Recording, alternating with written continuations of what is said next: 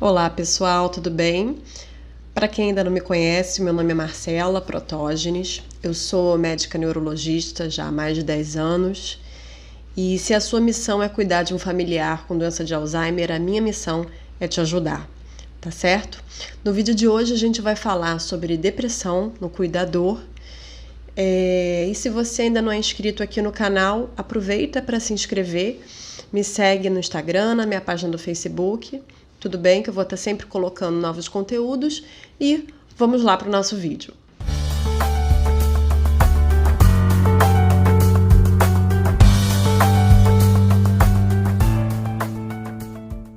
Para a gente começar o nosso assunto de hoje, né, que é sobre a depressão no cuidador familiar e como funciona esse processo, o que vai levar a esse processo de depressão, a gente precisa entender como é que vai funcionar a dinâmica familiar, tá?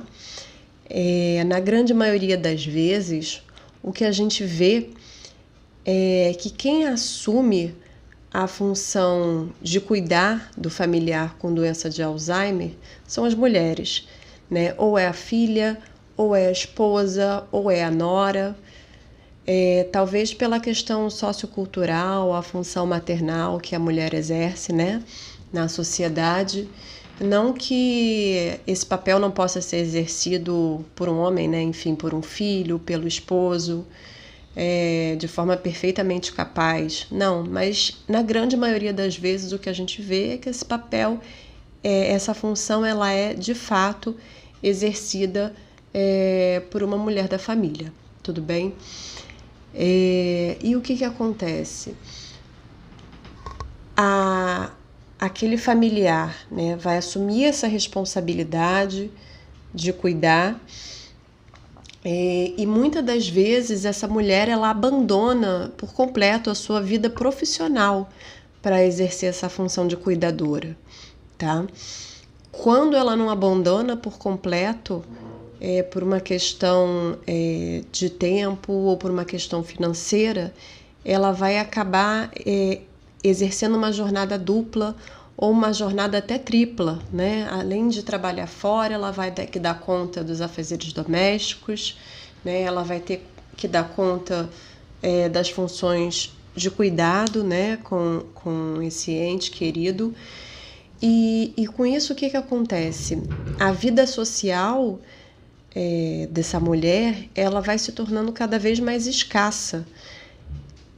Ela vai ficando cada vez mais distante da sua rede de apoio, dos amigos, dos outros familiares, das pessoas com quem ela convivia anteriormente. E as pessoas que estão no seu entorno familiar começam a encarar essa nova função dela como uma obrigação. E o que antes era algo, digamos, voluntário, por iniciativa dela, acaba sendo visto como uma obrigação, tá? Então essa pessoa começa a ficar muito cansada fisicamente, começa a ficar esgotada do ponto de vista psicológico, né? Além de enfrentar uma série de emoções contraditórias, medo, né? Medo do que vai acontecer com aquela pessoa que é uma pessoa que ela ama, que teve o diagnóstico de uma doença neurodegenerativa, que vai evoluir independente da vontade dela, e o que vai acontecer, se essa pessoa se o paciente ainda vai lembrar dela, né? Se vai ter alterações de comportamento, enfim, como é que vai funcionar esse processo, esse desenrolar da doença. Então, esse medo do desconhecido, né? Além do medo do desconhecido, uma insegurança por não saber lidar com as alterações que vão surgir nessa caminhada, né? Um sentimento de culpa por, às vezes, não conseguir fazer tudo o que ela gostaria. E, infelizmente, além disso, cobranças, né? Não só cobranças dela própria, mas cobranças externas, cobranças de outros familiares, de irmãos, né? Que a gente sabe que acontece, tá? E com isso, essa pessoa começa a não ter tempo mais para si, começa a se negligenciar, né?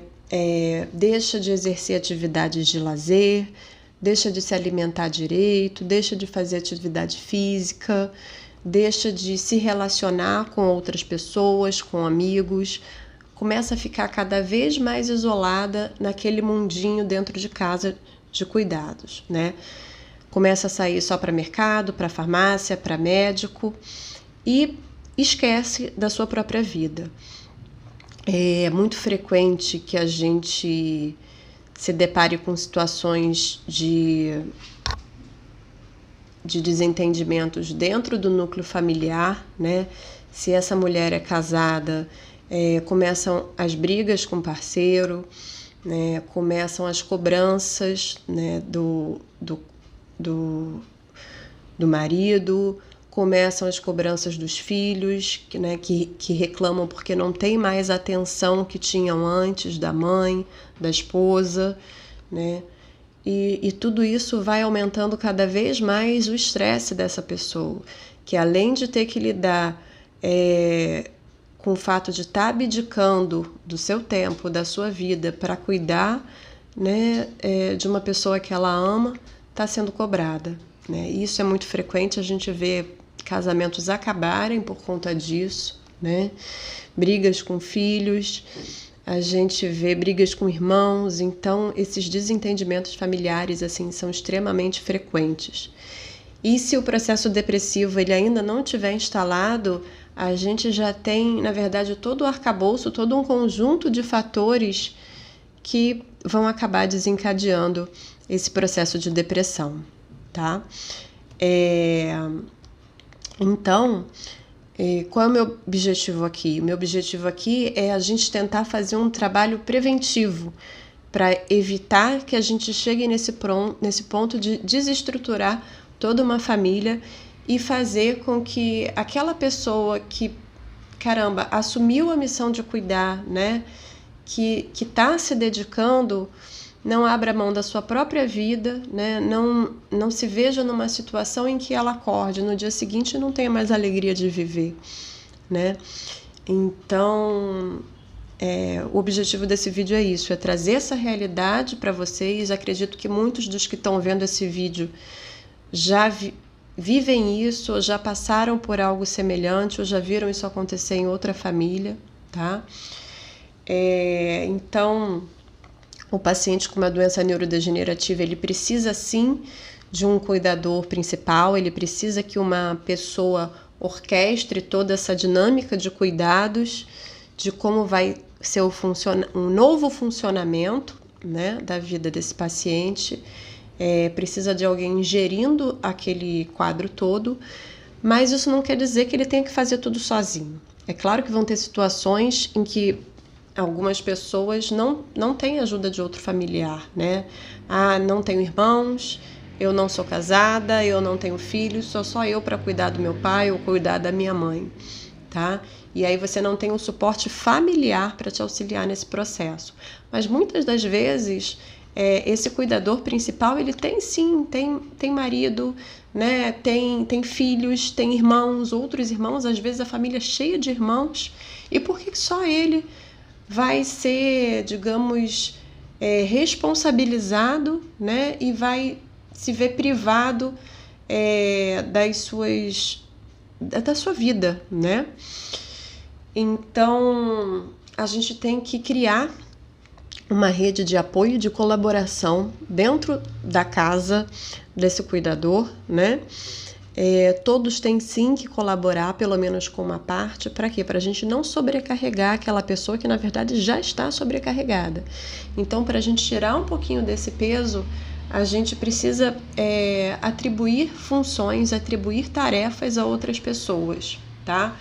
Porque para a gente cuidar bem de alguém, a gente precisa primeiro estar bem, tá? E o que acontece é que se esse cuidador não consegue ter tempo para se cuidar, tanto do ponto de vista físico como do ponto de vista socioemocional, o que a gente vai ver é um processo de depressão se instalar, né? E como que a gente percebe isso? A gente percebe que aquela pessoa, ela mesma acabou mudando o seu comportamento, né? Ela agora vive cansada, não é um cansaço que alivia com repouso quando ela vai dormir, não, é um cansaço crônico. Ela vive cansada, tá? Ela acorda cansada, ela passa o dia cansada, ela vai dormir cansada. Ela não tem mais ânimo de acordar no dia seguinte, ela acorda e é mais um dia, né? Porque ela não vê mais alegria nas coisas. Ela não vê, digamos, uma luz no fim do túnel, ela começa a ter pensamentos muito pessimistas, porque ela não vê uma forma daquela situação dela melhorar. Até porque a doença ela vai evoluir. Então, se a gente não trouxer para perto da gente uma mudança dessa dinâmica, a tendência é de fato piorar, tá? Então, é uma pessoa que vai ficar cada vez mais irritada, vai perder a paciência com muita facilidade e vai se sentir culpada por isso, né? Às vezes ela vai perder a paciência ou com o filho, ou com o esposo, ou com o próprio paciente e depois vai se sentir culpada por ter perdido a paciência, né? Vai se irritar com facilidade em qualquer situação, em diversas situações, né? Essa pessoa pode até vir a apresentar outras doenças por conta do processo de depressão, dores de cabeça, dores crônicas, insônia, enfim. E aí a gente já tem um processo de depressão instalado em que a gente precisa de fato cuidar. Só que não adianta a gente tratar simplesmente com remédio se a gente não mudar a dinâmica familiar dessa pessoa, tá? E o que a gente pode fazer do ponto de vista preventivo para evitar que isso aconteça? Bem, primeiro, como eu falei inicialmente, a gente dividir as tarefas de cuidados entre os membros da família, né? Se essa pessoa vai ficar mais responsável pelo cuidado diretamente, que os outros membros da família ajudem nas outras questões, na dinâmica com a casa, nas tarefas domésticas, né? Enfim, e que essa pessoa possa ter tempo para repousar, para descansar e para cuidar da própria saúde, para fazer uma atividade física, sabe? Para não se negligenciar, tá bom? Então, apesar de você ter um cuidador principal que vai orquestrar o processo de cuidado, você precisa ter todas as outras pessoas da família envolvidas no processo, tá? Porque não é fácil. Tá, mas Marcela, e se eu não sou casada, eu não tenho marido, eu não tenho filhos, eu não tenho irmãos, eu não tenho ninguém para me ajudar? Bem, você vai continuar precisando de ajuda. Até porque vai chegar um ponto da doença em que o grau de dependência do seu familiar vai aumentar cada vez mais, né? E você vai precisar sair de casa em alguns momentos para resolver questões práticas. Enfim, banco, mercado, farmácia, médico, né? Enfim, você vai precisar de ajuda. E você vai precisar de uma rede de apoio. Então, não tenha vergonha de pedir ajudas para um vizinho que você confie, para um amigo, tá? Procure pessoas que possam de fato te ajudar, pessoas em que você confie. E ajuda profissional também, um cuidador profissional. Eu não tenho dinheiro para ter um cuidador na minha casa o tempo todo. Tudo bem, mas que você tenha por um período, algumas vezes na semana, que seja 2 vezes na semana, um turno, né? Para você ter uma válvula de escape. Você vai precisar disso. Para quê? Para poder cuidar com qualidade, para poder dar o seu melhor. E para você dar o seu melhor, você precisa estar bem com você, senão você não vai conseguir, tá? Ajuda psicológica também é super importante para você poder lidar com as mudanças que vão acontecer nesse processo, tá? O que mais? Buscar se informar a respeito da doença de Alzheimer, a respeito das fases da doença, de como é o processo de perda de memória, de mudança de comportamento, das outras complicações que vão surgir ao longo da trajetória e que você vai precisar lidar, tá? Quanto mais preparada você tiver do ponto de vista emocional e do ponto de vista técnico, você vai ter uma maior facilidade para lidar, vai se estressar menos e vai ter mais tempo para você, tá? Então, essas são minhas sugestões, né, iniciais.